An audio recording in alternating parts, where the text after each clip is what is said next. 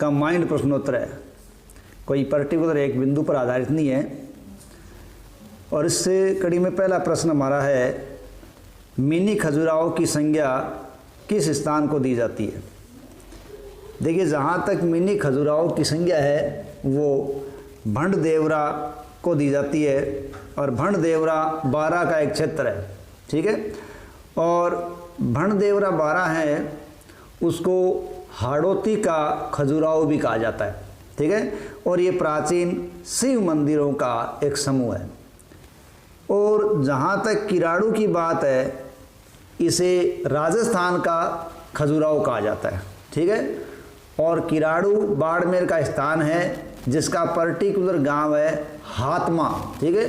तो हातमा गांव के अंदर 10वीं-12वीं शताब्दी के अंदर बने हुए मंदिर हैं, वो किराड़ू बाड़मेर है, वो राजस्थान के खजुराहो है। और मिनी खजुराहो भंडदेवरा बारां है। और एक और खजुराहो की बात करें तो मेवाड़ का खजुराहो के नाम से अंबिका माता का मंदिर है, जो जगत उदयपुर के अंदर है, ठीक है। और मूल खजुराहो की बात करें तो वो मध्य प्रदेश का क्षेत्र है। नेक्स्ट प्रश्न है, डिंगल का हेरोज किसे कहा जाता है। देखिए, डिंगल का हेरोज पृथ्वीराज राठौड़ को कहा जाता है। और ये जो पृथ्वीराज राठौड़ हैं, वो बीकानेर के राजघराने से संबंधित हैं। देखिए, इनकी प्रमुख रचना है वेली कृष्ण रुक्मणीरी, ठीक है।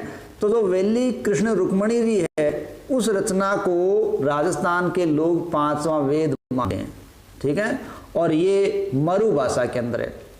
देखिए, ध्यान दें, साहित्यिक राजस्थानी है, उसके 2 प्रकार हैं, एक डिंगल और एक पिंगल।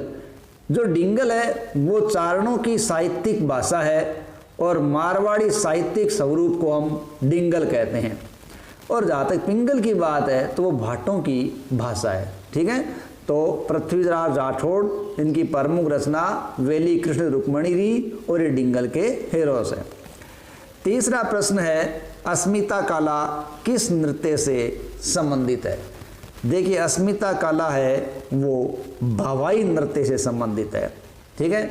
और ये भवाई नृत्य है वो मेवाड़ संभाग का एक प्रमुख नृत्य है। और ये जो अस्मिता काला है वो जयपुर की एक कलाकार है, और इन्होंने 111 घड़े सिर पर रखकर नृत्य किया था। और उदयपुर में भवाई जाति है, उसका ये लोकप्रिय नृत्य है। और लोकप्रिय नृत्यों में पेशेवर नृत्यों के अंदर ये बहुत ज़्यादा लोकप्रिय है।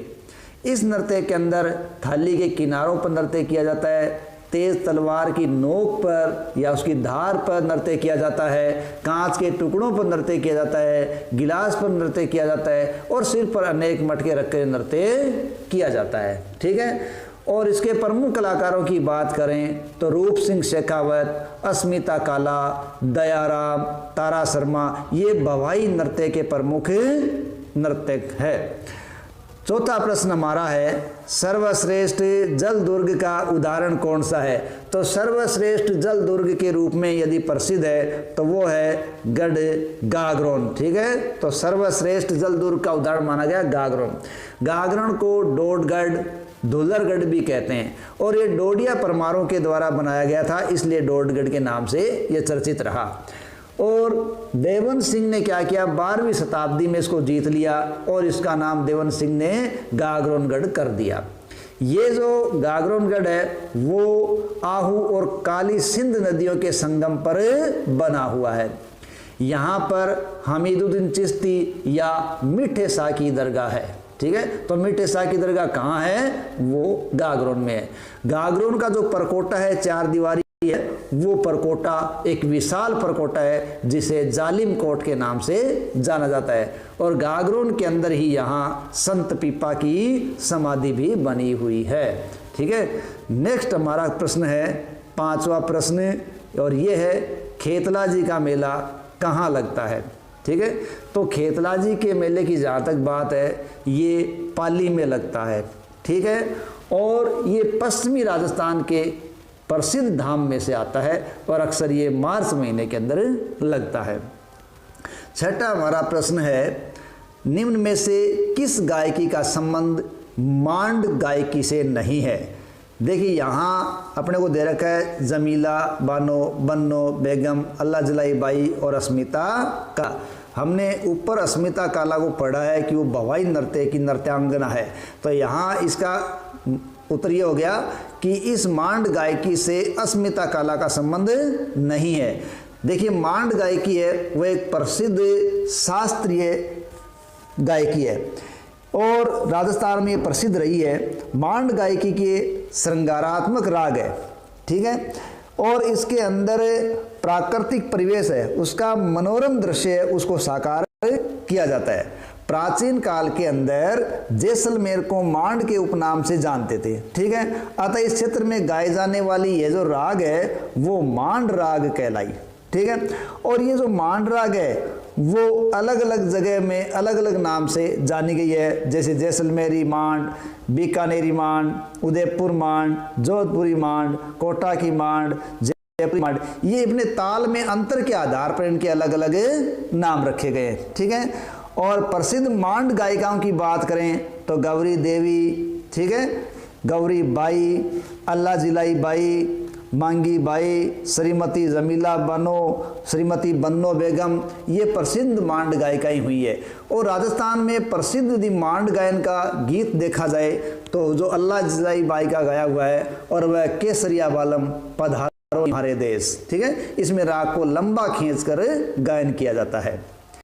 नेक्स्ट अपना प्रश्न है, अशोक ने किस शिलालेख में स्वयं को बोध कहा है?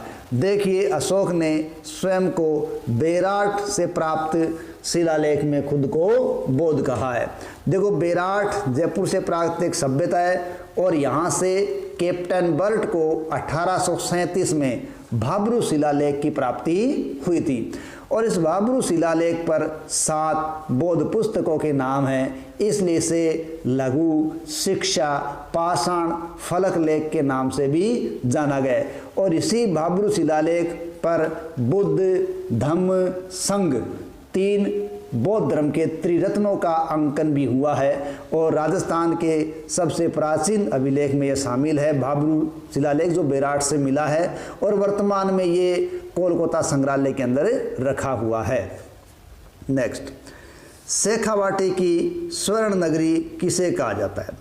देखिए शेखावाटी की स्वर्ण नगरी के नाम से नवलगढ़ को जाना जाता है, ठीक है। नवलगढ़ की हवेलियाँ हैं वो सोने की चित्रकारी के लिए प्रसिद्ध है। यहाँ पोदारों की हवेली, मोरार का हवेली, 8 हवेली, पटोदिया की हवेली आदि प्रसिद्ध हवेलियाँ हैं। 9वां प्रश्न अपना है, रूपायन संस्था का मुख्यालय कहाँ है? देखिए रूपायन संस्था है वो बोरुंदा जोधपुर से संबंधित है। कहाँ है? बोरुंदा जोधपुर। और ये लगभग 1960 में स्थापित हुई, जिसकी स्थापना स्वर्गीय कोमल सिंह कोठारी द्वारा की गई थी। रूपायन संस्था की स्थापना जो कोठारी जी ने की थी वो कलाकारों के लोक संगीत, उनके लोक वाद्य, लोक गायन, लोक साहित्य आदि को अंतर्राष्ट्रीय मंच पर लाने के उद्देश्य से की थी। 10वां हमारा प्रश्न है, रूठी रानी की छतरी कहाँ पर है? ठीक है, देखिए रूठी रानी की छतरी है वो अजमेर में है। कहाँ है? अजमेर। देखिए रूठी रानी के नाम से चर्चित रानी का मूल नाम है उम्मादे। क्या है? उम्मादे। और उम्मादेव वो मारवाड़ के शासक हुए हैं राव मालदेव, उनकी दूसरी पत्नी थी। देखिए उम्मादेव है वो इतिहास में रूठी रानी के नाम से क्यों चर्चित हुई, इसकी कथा भी काफ़ी विचित्र सी है। देखिए राव मालदेव जो कि मारवाड़ के शासक थे, उनका विवाह जैसलमेर के राव लूनकर्ण की पुत्री उम्मादेव या उमराव से हुआ था। और शादी के पहले ही दिन जब उम्मादेव अपने पति का इंतज़ार कर रही थी तो वो काफ़ी समय तक देर रात तक नहीं आए। देखिए इस समय राजपूताने के अंदर, रजवाड़ों के अंदर एक डावरिया प्रथा हुआ करती थी, जिसके अंतर्गत राजा अपनी पुत्री की शादी के उनके साथ दासियां भेजा करते थे। तो उम्मादेव के साथ भी उनकी एक दासी भारमली आई हुई थी। तो देर रात तक जब मालदेव नहीं आए तो उन्होंने अपनी दासी भारमली को मालदेव के पास भेजा। तो तो उमादे ने जब बारमली को मालदेव के पास भेजा तो उस वक्त वो महफिल में थे और नशे में चूर थे। वो खूबसूरत दासी बारमली को ही रानी समझकर उन्होंने अपने पास बिठा लिया। काफ़ी लंबे समय तक जब बारमली नहीं आई तो रानी स्वयं वो देखने के लिए चल पड़ी। जब उन्होंने राव मालदेव के आगोश में बारमली को देखा तो उन्होंने कह दिया कि आप मेरे लायक नहीं है, और उसी दिन से वो मालदेव से रूठ गई, इसलिए मालदेव के साथ नहीं रह पाई। और कहा जाता है कि ये अजमेर अपने ननिहाल में चली गई और वहीं पर उन्होंने अपना शेष जीवन बिताया था। इसलिए वो हमेशा मालदेव से रूठी रही, इसलिए वो रूठी रानी के नाम से चर्चित हो गई। और बाद में जब राव मालदेव की मृत्यु हुई तो ये उनके साथ भी सती नहीं हुई, बल्कि उन्होंने उनकी पगड़ी के साथ सती होने का कार्य किया था।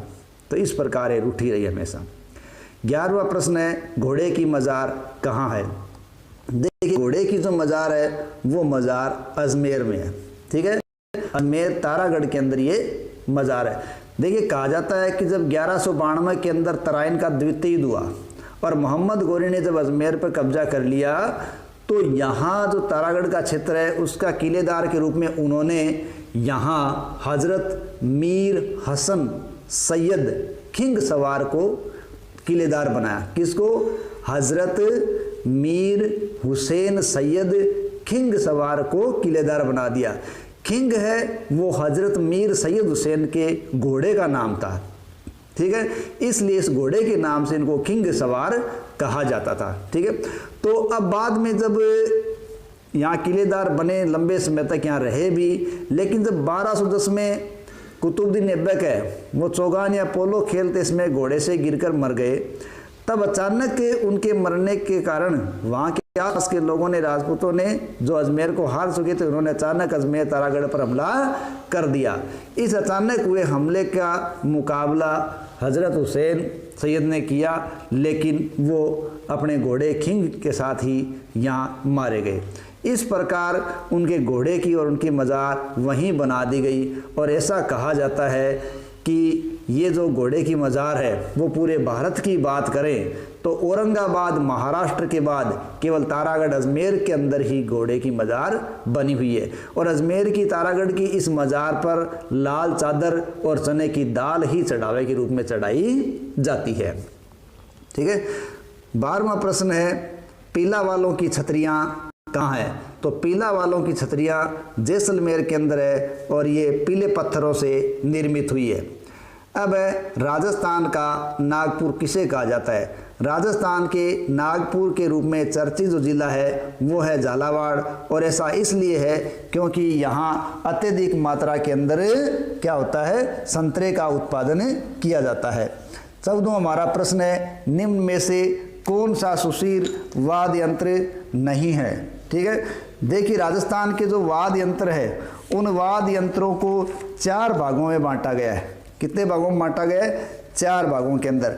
और ये 4 भाग कौन कौन से हैं? ये 4 भाग है तत्व श्रेणी के वाद्य यंत्र यानी जो तारों से बने हैं, सुशीर वाद्य यंत्र यानी जो फूंक मार के बजाए जाते हैं, अवनद वाद्य यंत्र जो किसी खाल से मंडे जाते हैं, और घन वाद्य यंत्र जो धातु से बनाए जाते हैं। इस प्रकार ये 4 प्रकार के हैं। ठीक है, तो इस प्रश्न में दिए गए प्रश्न में हम देखें तो यहाँ हमें जो 4 ऑप्शन दे रखे हैं उन ऑप्शन के अंदर बांकिया, अलगोजा और भुंगल ये फूंक मार के बजाए जाने वाले वाद्य यंत्र है।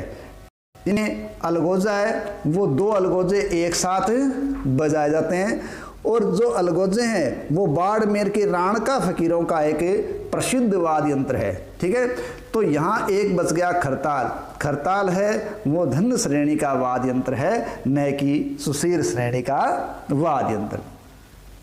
नेक्स्ट और लास्ट हमारा प्रश्न है, कौन सा युग्म सुमेलित नहीं है? देखिए, राजस्थान का प्रवेश द्वार भरतपुर, ठीक है, राजस्थान का सिंह द्वार अलवर, ठीक है। यहाँ तीसरा दे रखा है राजस्थान का कानपुर, ये भीलवाड़ा नहीं है, ठीक है।